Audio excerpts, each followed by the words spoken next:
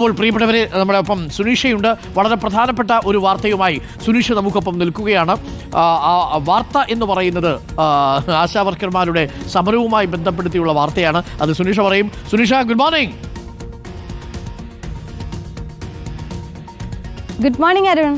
Okay, എനിക്കൊന്നു ആശാവർക്കർമാരുമായി ബന്ധപ്പെട്ട വളരെ നിർണായകമായ, വളരെ പ്രധാനപ്പെട്ട ഒരു വാർത്തയാണ് ഇപ്പോൾ സുനീഷ പറയാൻ പോകുന്നത്. സുനീഷ തന്നെ പറഞ്ഞോട്ടെ, എന്താണത്?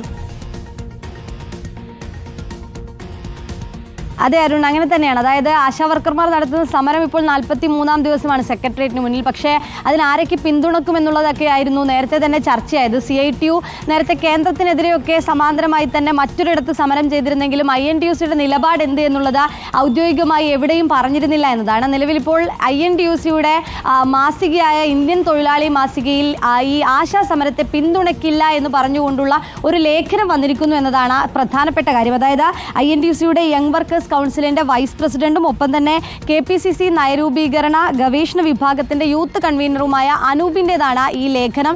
ഈ ലേഖനത്തിൽ പറയുന്നത് ഈ ആശാ സമരത്തെ പിന്തുണയ്ക്കുന്നില്ല, INTUC പിന്തുണക്കുന്നില്ല. ഒപ്പം തന്നെ ഓണറേറിയം എന്നുള്ള ഔദാര്യമല്ല വേണ്ടത്, സ്ഥിരം വേതനം, സ്ഥിരം ശമ്പളം എന്നുള്ള സംവിധാനമാണ് ആശാവർക്കർമാർക്ക് വേണ്ടത്. അതുകൊണ്ട് തന്നെ നിലപാടിൽ വെള്ളം ചേർക്കുന്ന സമീപനം ശരിയല്ല എന്നതാണ് ഈ INTUCയുടെ ലേഖനത്തിൽ പറയുന്നത് എന്നതാണ്. ഒപ്പം തന്നെ ഈ സമരത്തിന് പിന്തുണച്ചെത്തുന്ന, നേരത്തെ തന്നെ രാഷ്ട്രീയക്കാരടക്കം കോൺഗ്രസ്സുകാർ ഉൾപ്പെടെ ഈ സമരത്തെ പിന്തുണച്ചുകൊണ്ട് സമരവേദിയിലേക്ക് പലതവണ എത്തുകയും പരസ്യമായി തന്നെ പിന്തുണ പ്രഖ്യാപിക്കുകയും ചെയ്തിരുന്നു. പക്ഷേ അത്തരം രാഷ്ട്രീയക്കാരെ ഉൾപ്പെടെ പരോക്ഷമായി ഈ INTUCയുടെ ഈ ലേഖനത്തിൽ വിമർശിക്കുകയും ചെയ്യുന്നുണ്ട് എന്നതാണ് പ്രധാനപ്പെട്ട കാര്യം. അതായത് കോൺഗ്രസിനും ഒരു പരോക്ഷ വിമർശനം ഉണ്ടാകുന്നു. രാഷ്ട്രീയക്കാരും സിനിമാക്കാരും ഒക്കെ തന്നെയും ഈ സമരത്തെ വിറ്റ് കാശാക്കാനുള്ള ഒരു ശ്രമമാണ് നടക്കുന്നത് എന്നതുകൂടി ഈ ലേഖനത്തിൽ പറഞ്ഞു വെക്കുന്നുണ്ട്. അതായത് ഒരു സമര കേന്ദ്രത്തെ സെൽഫി പോയിന്റ് എന്ന രീതിയിലേക്ക് മാറ്റിക്കൊണ്ട് സമരത്തിൽ എത്തിക്കൊണ്ട് അത് സോഷ്യൽ മീഡിയ കണ്ടന്റ് ആക്കി മാറ്റാനുള്ള ശ്രമമാണ് രാഷ്ട്രീയക്കാരുടെ ഭാഗത്തു നിന്നും ഉണ്ടാകുന്നത്.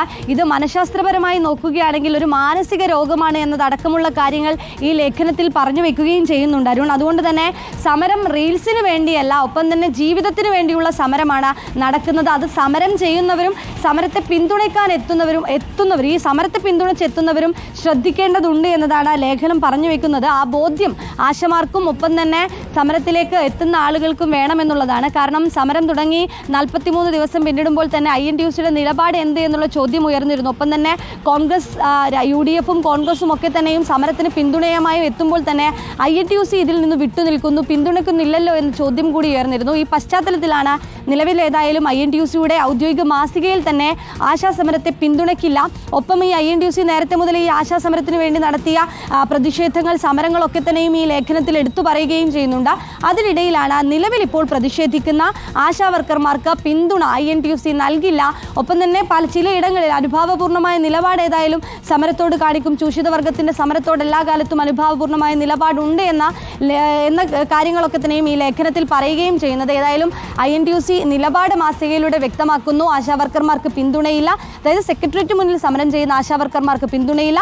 ഒപ്പം തന്നെ ഈ ആശാവർക്കർമാരുടെ സമരത്തിന് പിന്തുണയുമായി എത്തുന്ന രാഷ്ട്രീയക്കാർക്കും സിനിമാക്കാർക്കും മറ്റ് സാംസ്കാരിക ആളുകൾക്കും ഒക്കെ തന്നെയും മറ്റ് ലക്ഷ്യങ്ങൾ കൂടി ഇതിലുണ്ട് എന്നുകൂടി ലേഖനം പറഞ്ഞു വെക്കുന്നത് അരുൺ.